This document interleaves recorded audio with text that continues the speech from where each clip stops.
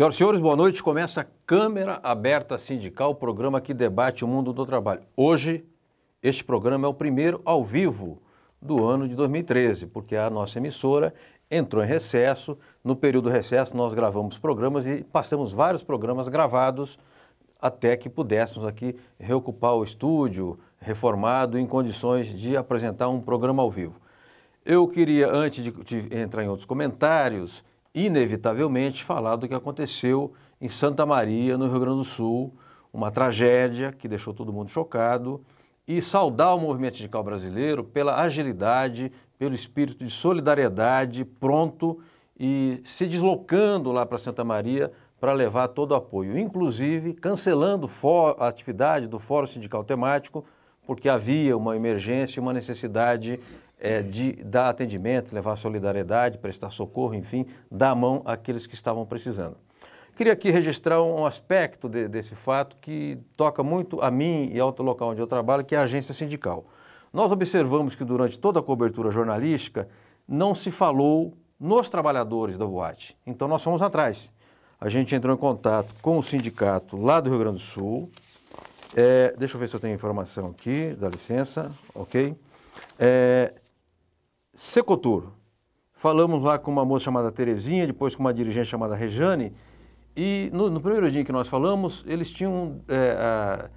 disseram o seguinte: tem um morto, trabalhador morto, e 6 ausentes. Aí nós checamos, até a agência deu ontem, que 7 trabalhadores haviam morrido lá no sinistro. Desgraçadamente o número subiu. Hoje, lá pelas 5 horas, nós conseguimos falar com o sindicato e eles nos passaram que são 18 trabalhadores mortos no sinistro. De 35, morreram 18, para vocês terem uma ideia da dimensão da tragédia. E agora, eu também depois falei com o sindicato lá que é afiliado à Nova Central, falei também com o dirigente da UGT, falamos com outros dirigentes, com o Janta, inclusive, que é lá ligado à Força Sindical, e nos passaram informações lá do atendimento que está sendo prestado. O que tem que ser feito agora? O que tem que ser feito é, primeiro, evidentemente, levar solidariedade e prestar socorro. E na sequência, tomar iniciativas como o Paulinho anunciou, que é de ver do ponto de vista legal o que pode ser feito para que essas casas noturnas tenham regras, tenham normas, para que seu funcionamento não ofereça risco para os usuários e também para seus trabalhadores. Muito bem, o programa de hoje nós vamos falar da retomada da agenda sindical da classe trabalhadora, aprovada na Conclate 2010, e também dos desafios que o movimento sindical tem pela frente. 2010, estamos em 2013, as coisas são muito dinâmicas e vamos ver o que o movimento sindical, que espera de 2013, que iniciativas o movimento sindical vai tomar. Eu vou começar pelo... Bom, então, primeiro anunciar quem está aqui no programa hoje. Então, nós temos aqui presentes, e eu quero agradecer, Miguel Torres, que preside o Sindicato dos Metalúrgicos de Guarulhos, de São Paulo e Mogi das Cruzes, e vice-presidente da Força Sindical.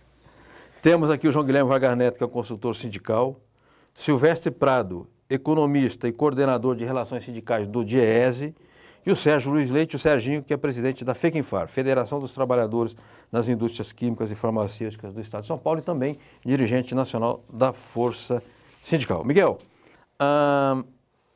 o ano começou com algumas notícias boas para os trabalhadores, eu queria relacionar aqui. Metalúrgico da Força começaram em janeiro com 8% de aumento. Salário mínimo subiu 9%. O imposto de renda até R$6 mil terá isenção. O PLR até R$6 mil terá isenção de imposto de renda.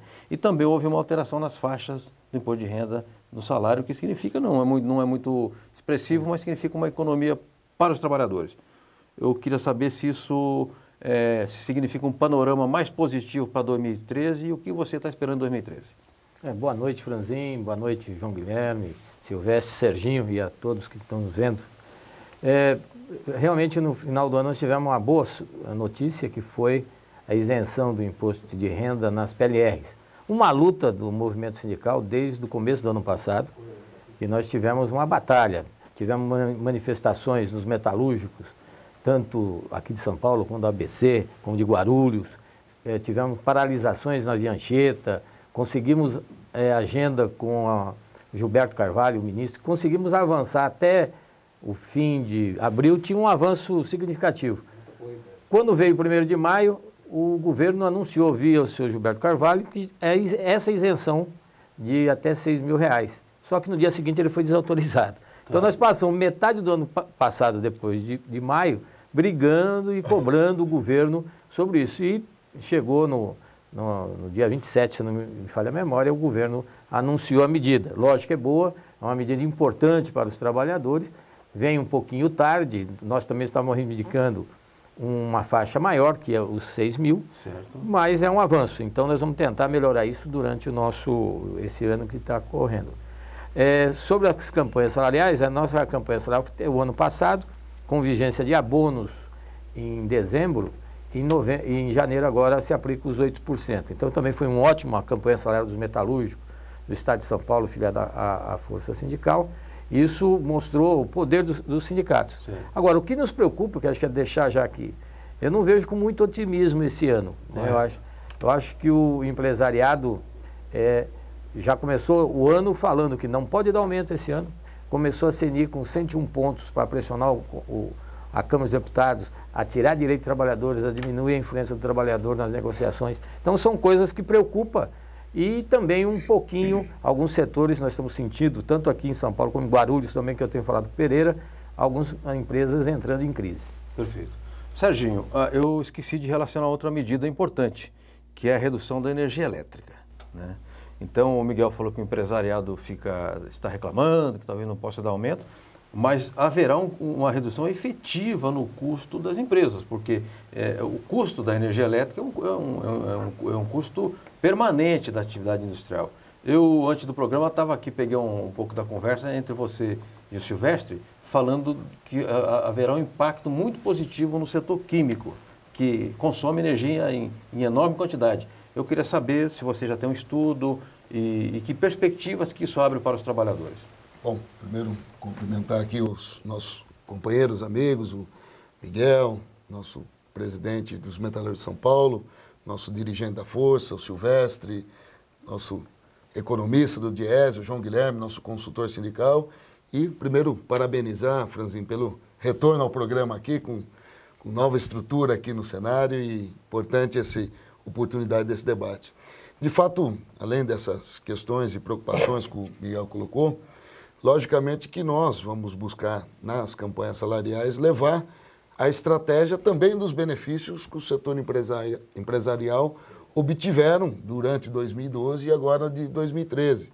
E um deles é a questão da energia elétrica, tá? Que para o nosso segmento, o segmento químico, farmacêutico, plástico e também incluindo o setor de papel e celulose e borracha, de toda a cadeia produtiva, o Diese fez um estudo para nós preliminar com base no consumo de energia elétrica de 2010 e o setor tem uma previsão de economizar 4,3 bilhões de reais durante o ano de 2013, tá? Com uma redução de 32% na tarifa de energia elétrica. Logicamente, nós acreditamos que isso é um fator positivo e certamente vamos usar isso bastante nas campanhas salariais e nas mobilizações. E, logicamente, que além disso, tá, que aí já atinge vários setores também que já vem desde 2012, são as desonerações da folha de pagamento, né? Então, a gente viu recentemente o Ministério da Previdência anunciar valores que a desoneração para 2013 pode chegar a 16 bilhões de reais. Tá? Também isso são valores que o setor empresariado deixa de recolher a Previdência, que é uma preocupação que nós temos também com a saúde financeira da Previdência Social, mas certamente há um compromisso do Tesouro Nacional repor esses valores. Lógico, paralelo a isso, temos amplas discussões de reajuste do aposentado, fim do fator previdenciário, mas certamente são medidas importantes que fortalecem a campanha salarial. Perfeito. Silvestre Prado do Diese. Silvestre, o ano passado, várias vezes, nós repercutimos aqui campanhas salariais com ganho real, inclusive dados do Diese, né? Aquelas análises que faz do primeiro semestre, segundo semestre, e apontando ganhos das categorias, especialmente das categorias com maior poder de negociação, ganho reais, 2,5% até 3% de algumas categorias. Então eu queria saber como é que o Diese está pensando 2013. O ano passado o PIB foi pequeno, mas o Brasil gerou emprego. O PIB foi pequeno, mas os juros caíram. O PIB foi pequeno, mas houve aumento da massa salarial. O salário mínimo também cresceu. Qual é a avaliação de vocês? Qual a expectativa a respeito de 2013? Bom, primeiramente, Franzinho, boa noite. Boa noite, João Guilherme, companheiro Serginho, Miguel e ao telespectador que nos vê nesse momento. Concordando, inclusive, com as ponderações que o Miguel e o Sérgio já fizeram, eu acho que esse quadro que eles colocaram contribui, né, essas medidas que foram tomadas, contribui para que a gente tenha em 2013 uma retomada da economia brasileira. Talvez não naqueles patamares de crescimento que nós gostaríamos, né, mas certamente será um ano melhor do que foi 2011 e 2012. Especificamente em relação à questão salarial, até porque essas medidas são medidas benéficas do ponto de vista da economia de uma maneira geral e também para os setores empresariais, que significa redução de custo e, portanto, também aumento da competitividade dos seus produtos, dos seus negócios e assim por diante. É bom que se diga que não houve contrapartidas do ponto de vista da desoneração para os trabalhadores, né? As medidas, por exemplo, da redução da correção da alíquota, da tabela do imposto de renda em 4,5%, exoneração da PLR para quem ganha até 6 mil e assim por diante, são medidas positivas, assim como a redução da tarifa de energia elétrica. Portanto, eu acredito que isso também dê insumo, munição para que os trabalhadores, em 2013, reivindiquem, né, reajuste salarial e ganhos salariais numa proporção que nós observamos em 2012, né, que em que pese a economia ter crescido muito pouco, né, não temos o dado fechado do PIB, mas o que se diz aí que é em torno de 1% ou coisa parecida, mas do ponto de vista dos ganhos reais, a partir dos levantamentos que o Diese faz, aponta que nós teremos 2012, mesmo com esse crescimento pífio, um bom desempenho das campanhas salariais das mais diversas categorias Brasil afora. João Guilherme Wagner Neto, se você tivesse que listar 3 prioridades para o sindicalismo em 2013, você listaria quais?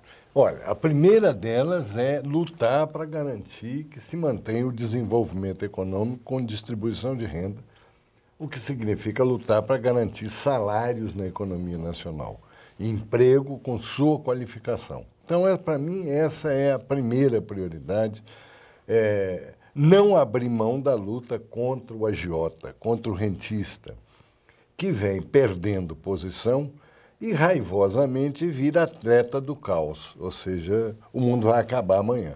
Então, o primeiro objetivo é esse, desenvolvimento com distribuição de renda, ganho de salário. Segundo objetivo, avançar direitos e avançar conquistas.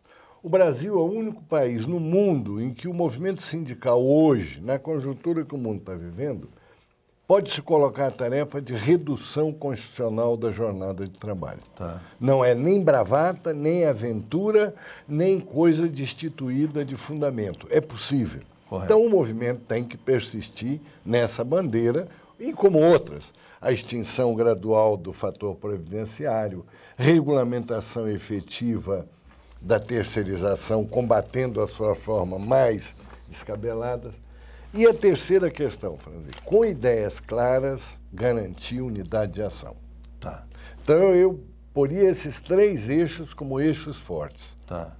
Lutar pelo desenvolvimento com distribuição de renda, Correto. avançar conquistas e direitos e, sobretudo, não deixar nenhum deles cair, nenhum direito cair. E, terceiro lugar, com ideias claras e mobilização, evidente, a unidade de ação.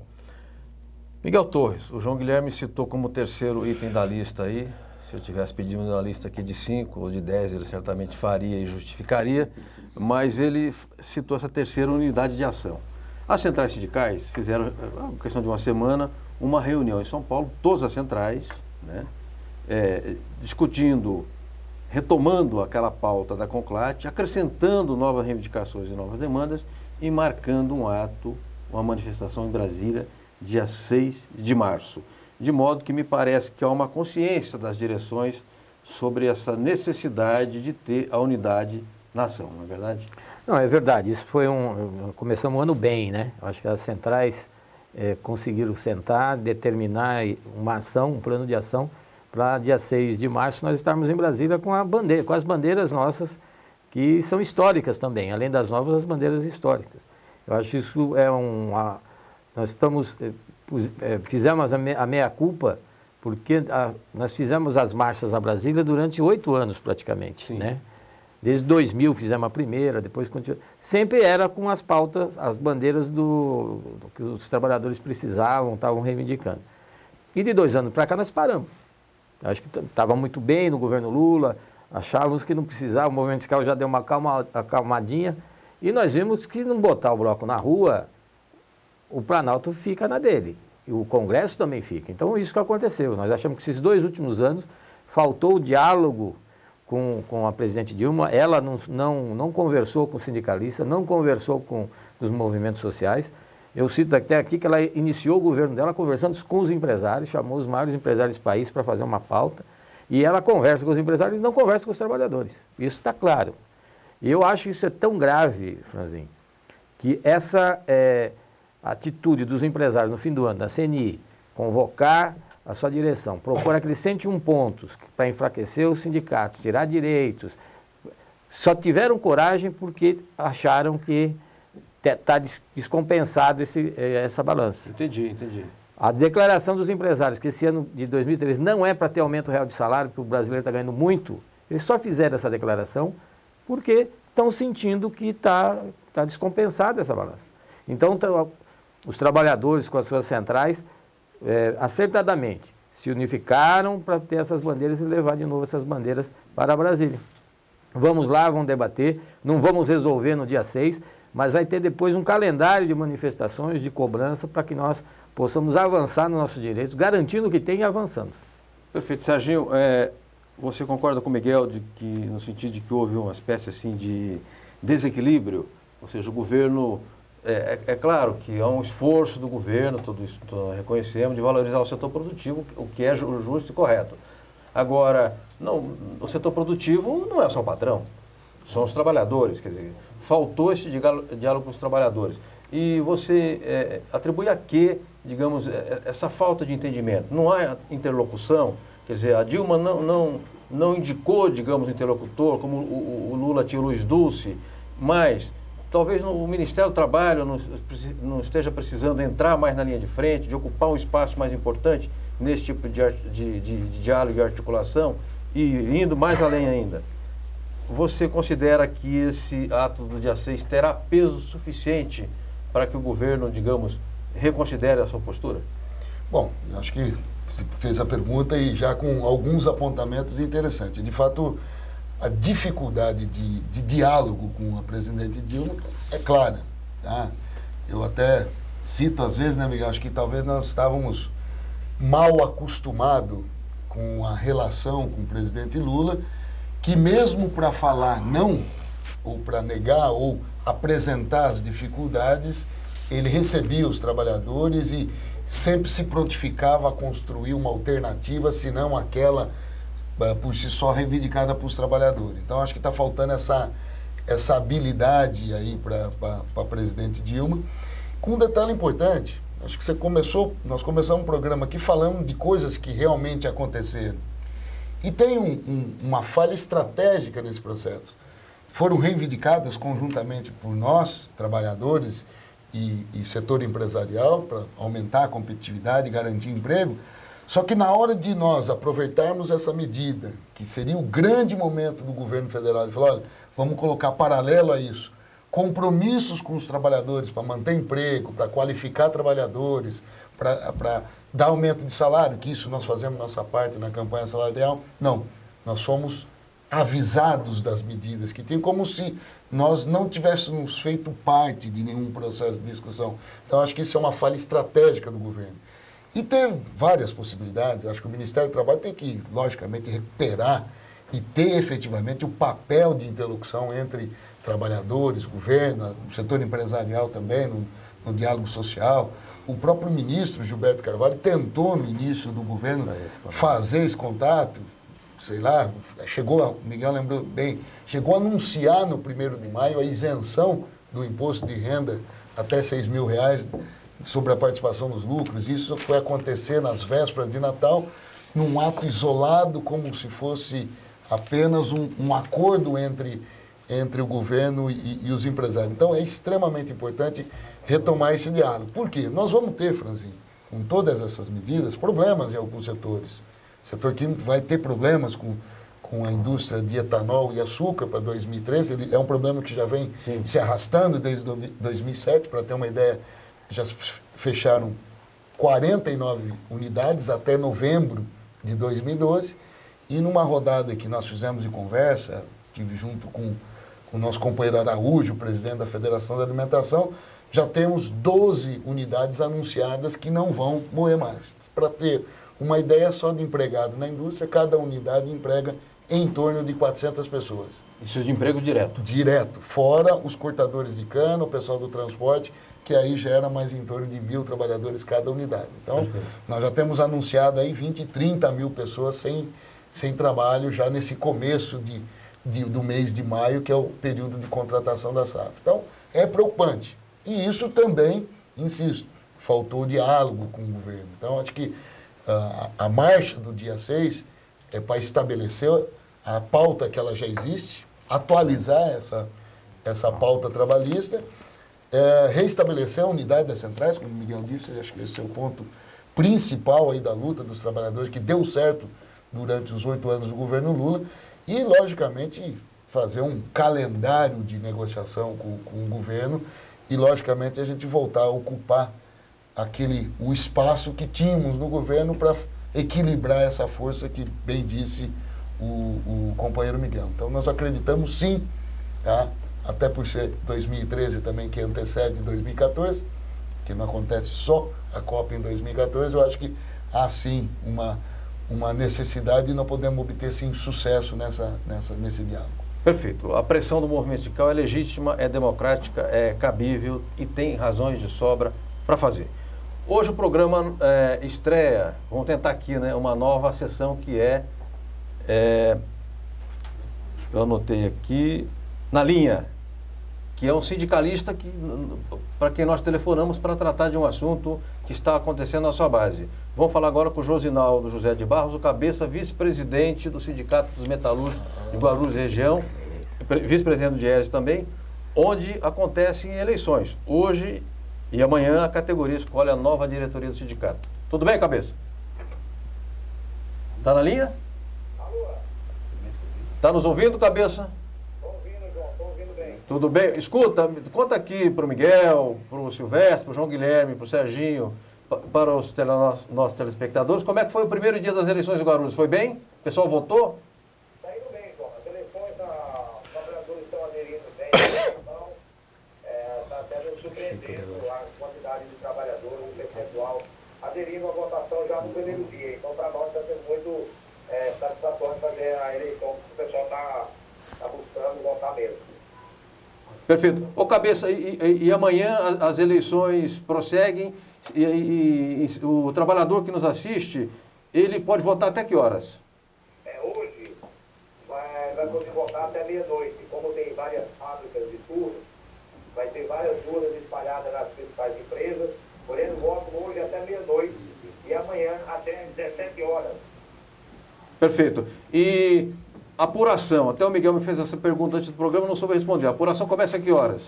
A apuração está prevista para começar a partir das 7h30, às 7h30 da noite amanhã. Correto. Né? E aí a gente, como vai colher voto até às 17h, aí 2h30 depois a gente prevê e já pode dar início aí à apuração. Perfeito. Cabeça, rapidamente, só para finalizar. Eu sei que hoje existe um grande número de sócios jovens na base metalúrgica de Guarulhos e região. A juventude está indo votar?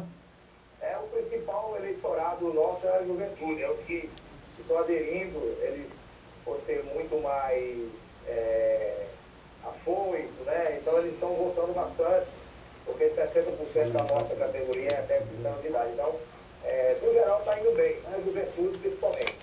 Perfeito. Cabeça, muitíssimo obrigado, boa eleição e que o povo vá votar, vamos encher a urna de voto, porque aí a diretoria terá mais legitimidade, mais representatividade e também começará um mandato mais forte. Boa sorte a todos.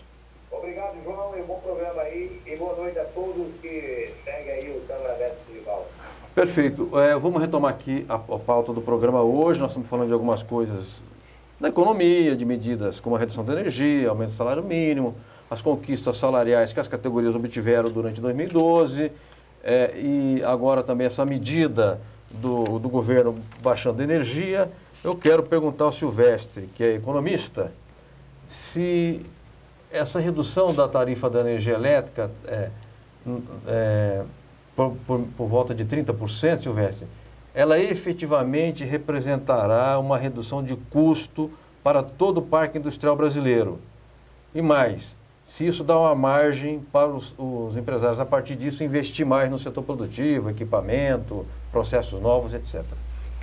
Olha, Franzinho, com certeza vai representar uma significativa redução de custo para as empresas de uma maneira geral, porque só quem não usa a energia elétrica, né, é que não vai ser beneficiado. Aliás, a própria Fiesp saiu na frente na defesa, né, da redução da tarifa de energia. É verdade, então, o Paulo Scaff aparecia na televisão lá, fazendo campanha. Tudo. Pois é. Então, é sem dúvida uma medida benéfica para o setor empresarial, para as empresas de uma maneira geral e, por consequência, para a economia, e também em relação às pessoas, né, a população, porque também teve uma redução da tarifa de energia para as residências. Então, eu acho que é uma medida positiva que o governo conseguiu implementar. Diga-se de passagem que a nossa tarifa de energia é uma das mais caras do mundo. Tá. Né? Se nós olharmos desde o processo de privatização no final dos anos 90, quando começou o processo de privatização no setor elétrico, comparando o que cresceu, o custo da energia, o preço da energia com a inflação, foi 3 vezes mais o aumento da tarifa de energia em relação ao que foi a inflação nesse mesmo período. Tá. Né? Então, acho que essa medida é uma medida acertada. Queria fazer só mais também uma observação nas palavras do Miguel e do Sérgio, concordando também, que eu acho que a retomada, né, das centrais sindicais, a retomada da unidade e a agenda que as centrais estão construindo, né, acho que tem um dado que eu acho que é relevante aí também, que é o seguinte, quer dizer, que são todos temas que são, obviamente, de interesse dos trabalhadores, mas da sociedade brasileira como um todo. Né? Então, acho que isso é uma questão que precisa ser frisada, que não é uma pauta, né, João? Não é uma pauta apenas corporativa, é uma pauta da sociedade brasileira. Então, isso que eu queria mencionar aqui também, que eu acho extremamente positivo, né, e essa ação das centrais sindicais.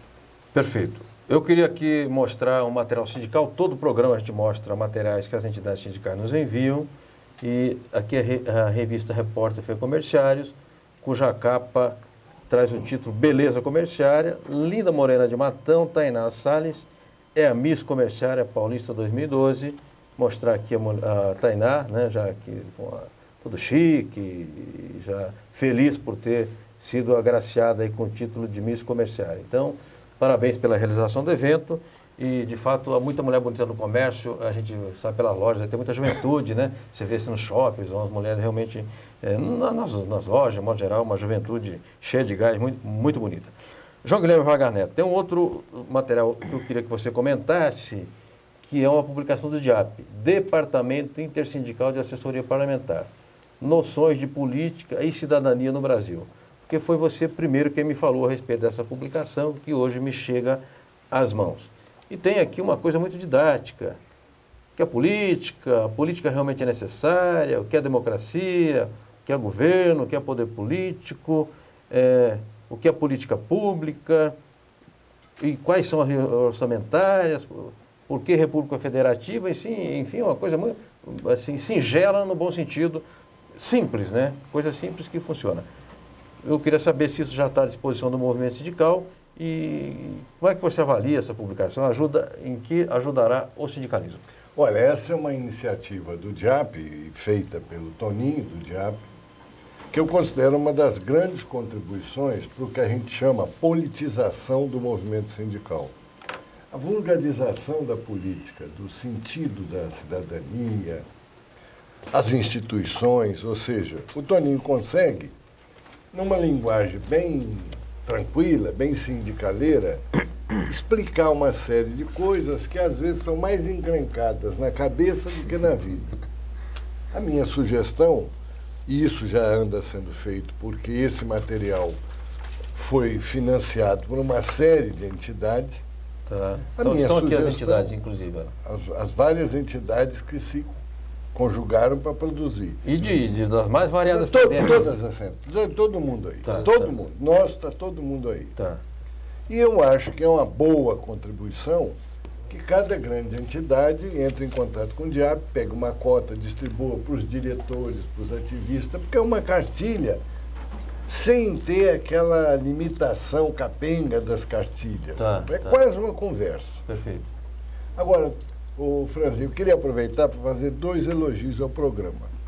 O primeiro é essa notícia que você nos deu sobre, infelizmente, os 18 mortos trabalhadores em Santa Maria. Certo.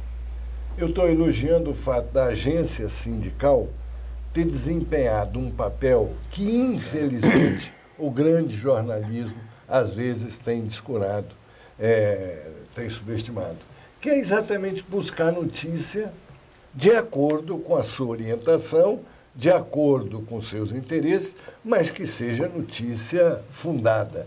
Ou seja, o fato de, nos 250 mortos, você ter metade do corpo funcional da boate é uma coisa que merece jornalisticamente ser levada em conta e a agência fez isso. E a outra foi o Cabeça aí, linha direta. Me parecia Jornal Nacional. Parecia Jornal Nacional. Só faltou a imagem. Mas então eu estou dando bonito, parabéns. legal. É verdade. Estou dando parabéns a Bacana. essas duas questões. É que, na medida em que a tecnologia vai avançando, a gente tem que aprender a usar a tecnologia a nosso favor, né? Vocês estão aqui, é claro que no ambiente de estúdio não dá para mostrar, mas a emissora passou por uma ampla reforma, né? E o presidente aqui é o Martim Sampaio, e ele conduziu rapidamente, durante o período de recesso, conseguiu deixar o estúdio pronto e as instalações, as demais instalações estão já em fase de conclusão, de modo que a TV também está aqui melhorando o seu padrão técnico, né, seu padrão de qualidade, e a gente precisa aprender a utilizar essas ferramentas da tecnologia. Eu vou ter uma reportagem, mas eu vou fazer uma pergunta, que tem várias perguntas de telespectadores, inclusive do Jaime, do Jardim Bonfiglioli, que participa de todos os programas, e fazendo jus à tradição, fez a sua pergunta aqui, mas tem uma que eu vou passar para o Miguel, e depois a gente faz a reportagem, da Dagoberto de Pinheiros. O que o presidente Miguel conversaria com a Dilma, com a presidente Dilma? E se você, já que você pertence, está dizendo aqui, a uma central cujo presidente, que é o Paulinho, faz ácidas críticas à Dilma. Não, hoje nós temos a pauta dos trabalhadores que não avançou com a Dilma. Nós temos aí o fator previdenciário, que ainda está, só não foi votado no final do ano porque o governo não deixou. Isso penaliza aí milhões de trabalhadores na época de aposentar. Tem também a questão de uma política de valorização do salário dos aposentados que ganham mais que o mínimo. Isso também foi, inclusive, promessa de campanha da presidente Dilma, que ela ia ter uma política de valorização do salário dos aposentados. Tem também a questão de regulamentar a questão dos terceirizados, que hoje cada um faz a terceirização do jeito que quer. E o trabalhador terceirizado é um trabalhador hoje que é um trabalhador de segunda linha. Não tem todos os direitos que os outros trabalhadores têm. Então tem muita coisa que a presidente poderia fazer. Primeiro era conversar com o movimento sindical, que ela parou de conversar.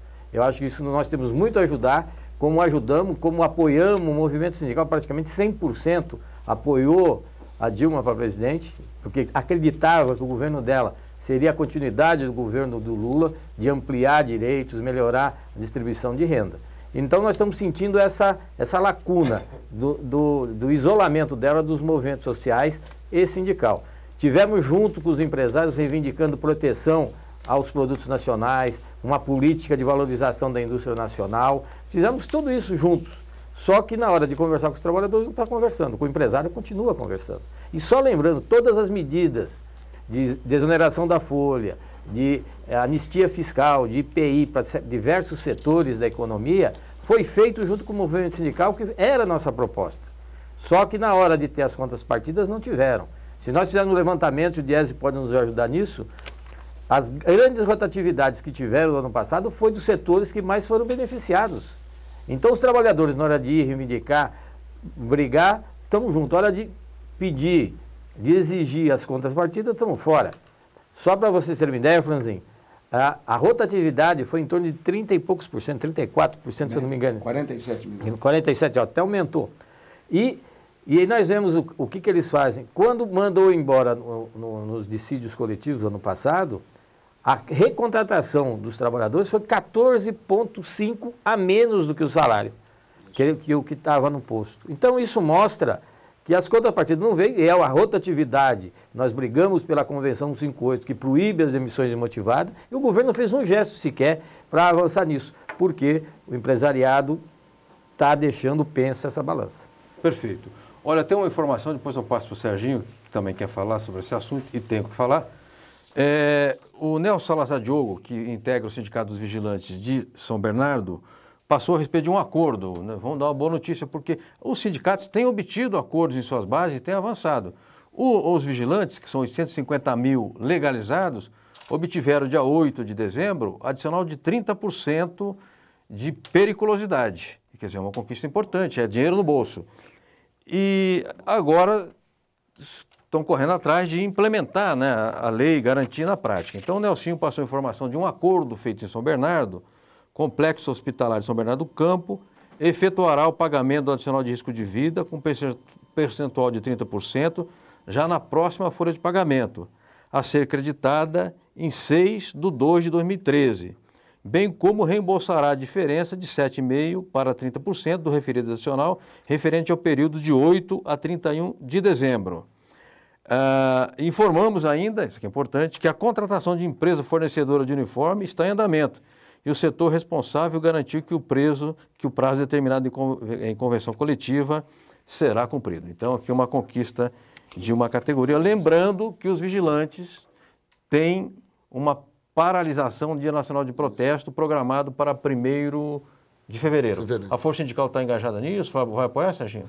Temos lá nossos companheiros vigilantes que estão lá em campanha salarial, importante a iniciativa e, logicamente, aproveitar e parabenizar os vigilantes do ABC por essa importante conquista aí, mais do que justa a questão da periculosidade e também aí da conquista salarial. Com certeza, onde tiver luta, a Força Sindical está.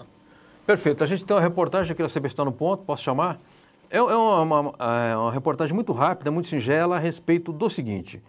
O Sindicato Metalúrgico de Guarulhos e região vai construir um hotel colônia na Praia Grande. E foi feito um vídeo rapidinho, nós vamos passar aqui para vocês terem ideia do que será essa obra e, na sequência, nós retomamos o programa com o Miguel, com o João Guilherme Vagar Neto, com o Silvestre e com o Serginho. Manifestação hoje, manifestação pacífica, obviamente. Nosso sindicato já tem uma grande estrutura de lazer. E essa rede de lazer vai ficar ainda maior e melhor. A novidade, e grande novidade, é o Hotel dos Metalúrgicos, que começa a ser construído em Praia Grande, a 50 metros da praia. Concebido como um projeto moderno e arrojado, o hotel da categoria terá todos os equipamentos para o lazer de qualidade que você e sua família merecem. Piscinas, academia, cinema, restaurante, lan house e muito mais.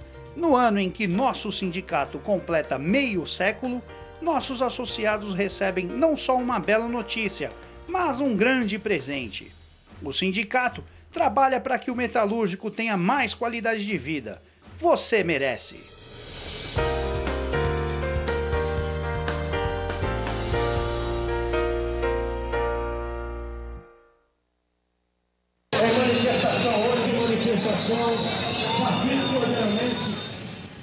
Silvestre, há várias perguntas de vários telespectadores sobre inflação, né?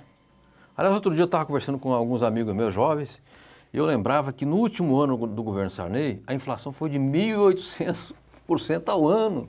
Quer dizer, uma coisa que parece fora da realidade, mas a inflação estava absolutamente destrambelhada. Eu tenho a impressão, se eu não entendo de economia, que nós não corremos risco de ter inflação alta no Brasil, até porque baixou o juro. Baixou agora um custo importante das empresas, que é a energia elétrica. Desonerou folha de pagamento, né? Onde haveria possibilidade, além dos editoriais dos jornalões, de haver aumento de inflação? Ou estou errado? Não, eu acho que não tem. Primeiro, nós não corremos esse risco, né, de retomada da inflação. Evidentemente que a inflação, né, o governo tem, e não é de hoje, né, e esse governo manteve, um dos parâmetros que é a chamada meta de inflação, né? E o que a gente tem visto nesses últimos anos, né, é que a inflação tem ficado, ela não tem sido exatamente o chamado centro da meta, que hoje seria 4,5%, tem ficado um pouquinho mais, mas eu acho que isso também foi em razão da nova orientação do Banco Central do Brasil, tá, né, que pode e tem admitido até um pouquinho mais de crescimento da inflação, sem sair do controle, evidentemente, para abrir espaço, entre outras medidas que foram tomadas, para poder retomar o crescimento econômico, que eu acho que isso que é fundamental, com geração de emprego, com distribuição de renda, com aumento salarial, com as boas campanhas salariais que os trabalhadores têm conseguido. Então, além dessas medidas que vocês fez referências, que contribuem para segurar a inflação, ou seja, fazer com que a inflação não suba. Então, eu acho que não tem nada apontando que nós tenhamos aumento da inflação fora do que está sendo previsto, ou seja, 5,5%, 6%, talvez um pouquinho mais acima da meta, mas isso não vejo problema. Não, eu acho que não tem, nesse campo, eu acho que é muito mais, como você mencionou aí, os que apostam, né, não no investimento produtivo, na geração de emprego, na geração de renda, no crescimento econômico, mas com essa performance, do que propriamente apostando mais na especulação financeira e assim por diante. Então, acho que não temos nenhum risco de descontrole ou de volta da inflação. Ao contrário, acho que ela está dentro do que está estabelecido pela essa nova orientação aí da política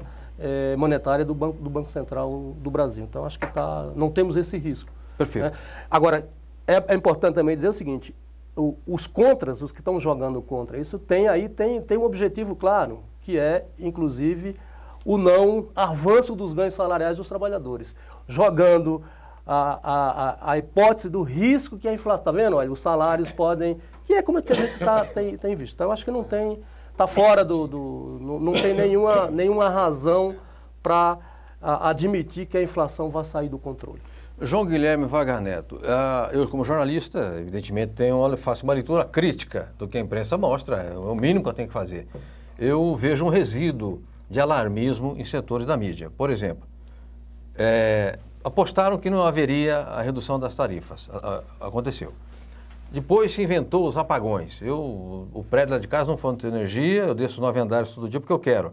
Lá onde eu trabalho também não faltou, e aqui o estúdio nós estamos transmitindo porque há energia elétrica, de modo que essa história do apagão virou lenda urbana.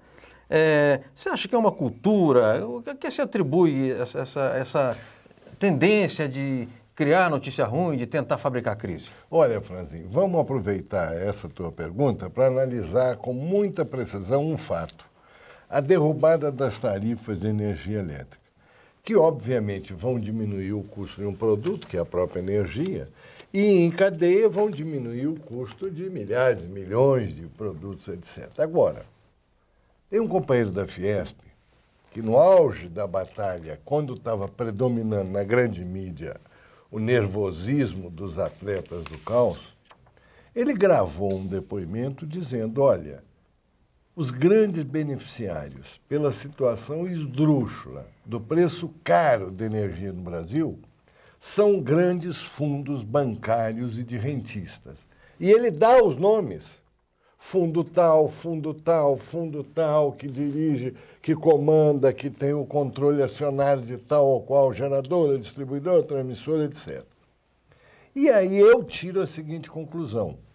Muitos dos jornalistas que assinaram artigos furibundos tinham interesses pessoais nesses fundos. Mas não sou eu que digo isso, não. Uma crônica do Jânio de Freitas, esse fim de semana, ele fala dos jornalistas que estão defendendo o capital, mas dos jornalistas do capital.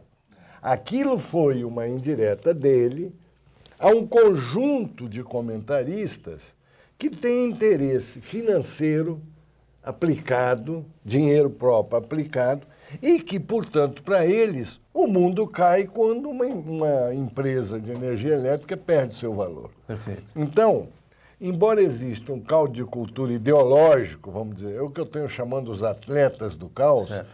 existe também uma malha grande de interesse. E vou te falar a contrapartida.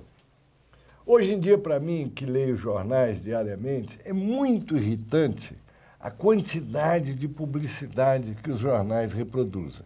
Tá. Praticamente hoje, metade dos grandes jornais é ocupada por páginas inteiras de publicidade.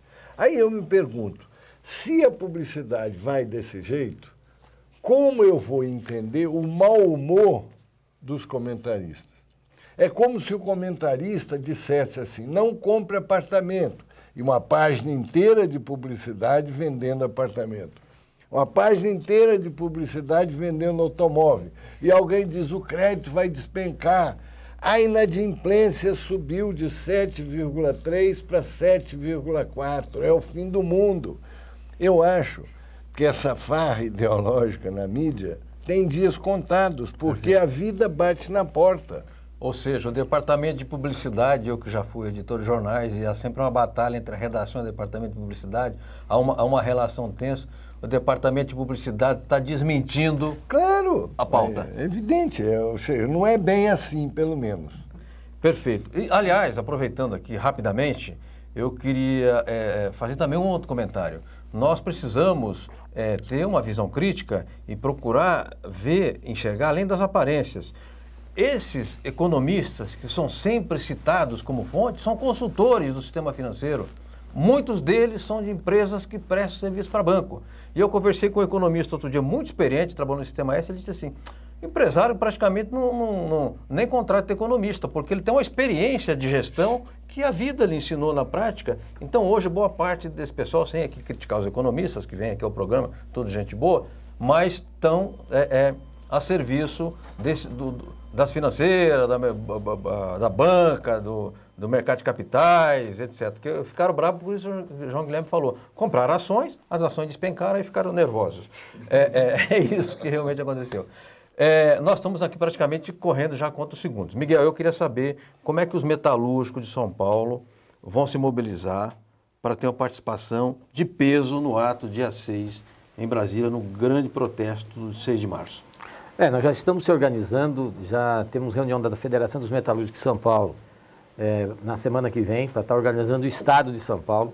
Teremos também uma reunião da nossa confederação em Brasília, semana que vem, já também organizando os metalúrgicos do Brasil para vir em peso nessa marcha. Então, é uma marcha que nós calculamos, mais de 60 mil trabalhadores vão estar em Brasília, de todas as centrais, com a ajuda de todas as centrais, para que a gente possamos, de fato, esse ano, levantar de novo nossas bandeiras e caminhar para desenvolver melhores direitos dos trabalhadores, ampliar os direitos, que a gente sabe que está em risco muitas coisas.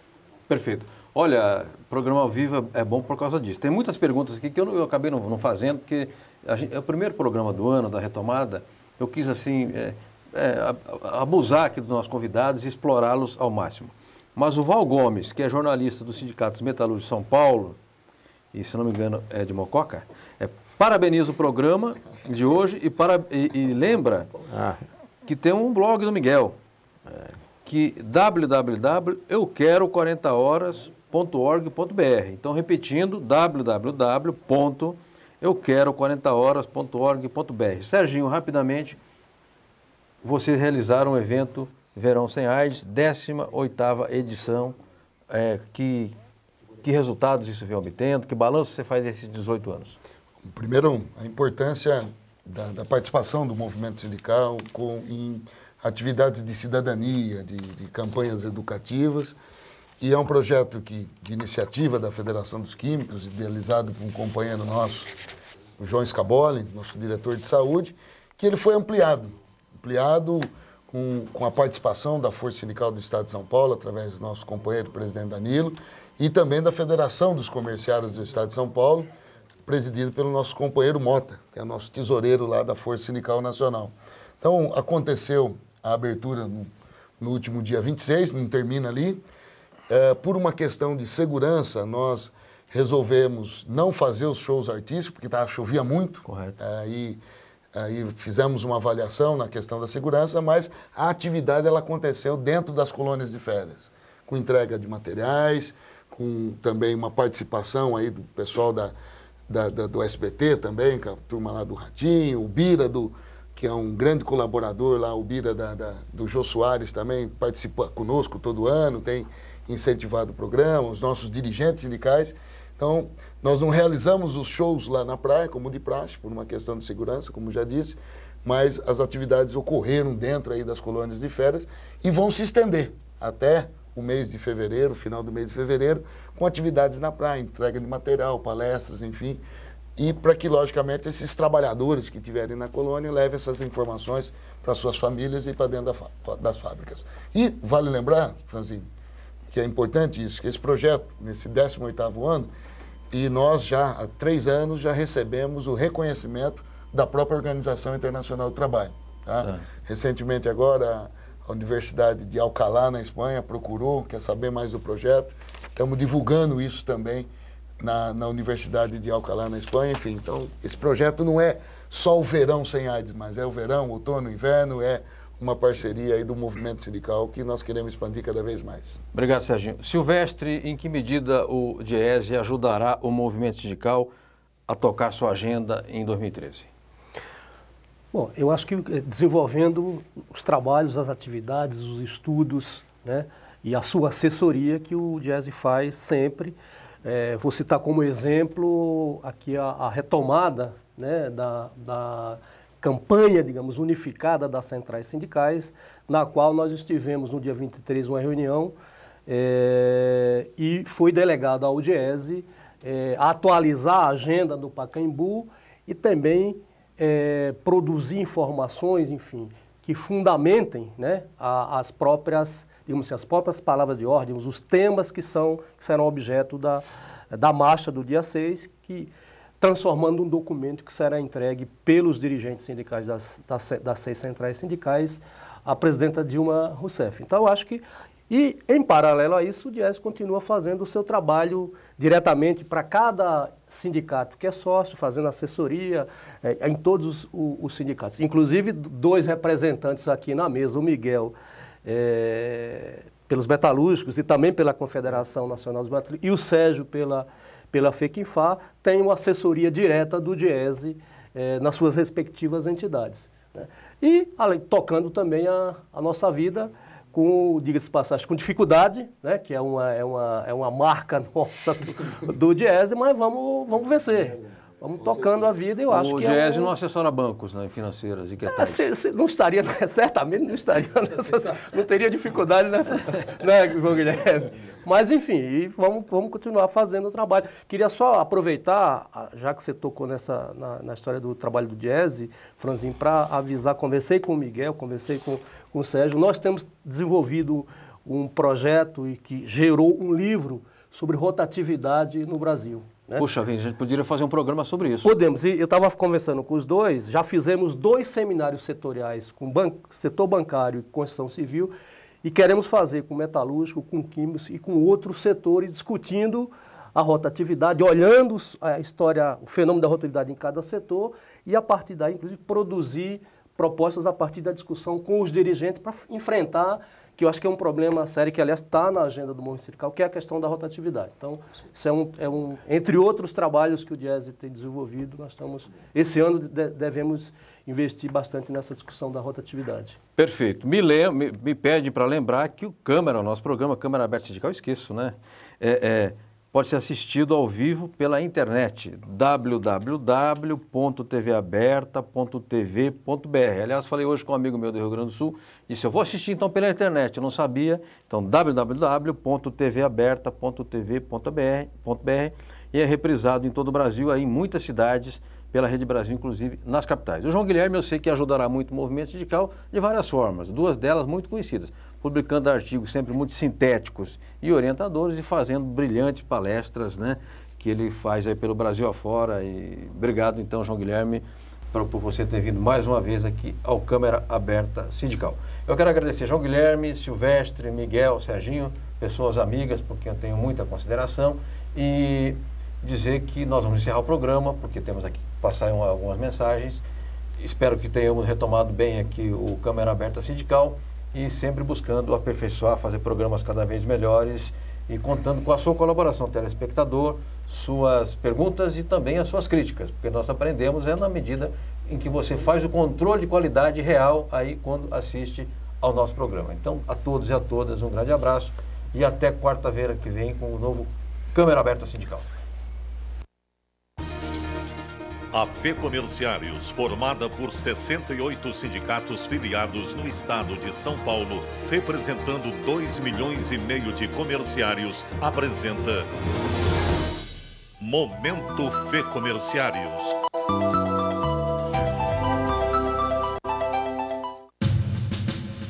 Comerciários de Limeira, com apoio dos 68 sindicatos filiados à FEComerciários, paralisaram as atividades da unidade do Walmart daquela cidade em protesto contra diversas irregularidades cometidas pela rede norte-americana. O presidente Mota lidera a caravana de líderes comerciários do estado, filiados à FEComerciários em Porto Alegre, onde participam do Fórum Social Mundial Temático de 26 a 31 de janeiro com o tema Democracia, Cidades e Desenvolvimento Sustentável. É uma prévia do Fórum Social Mundial 2013, marcado para o período de 26 a 30 de março em Tunis, capital da Tunísia.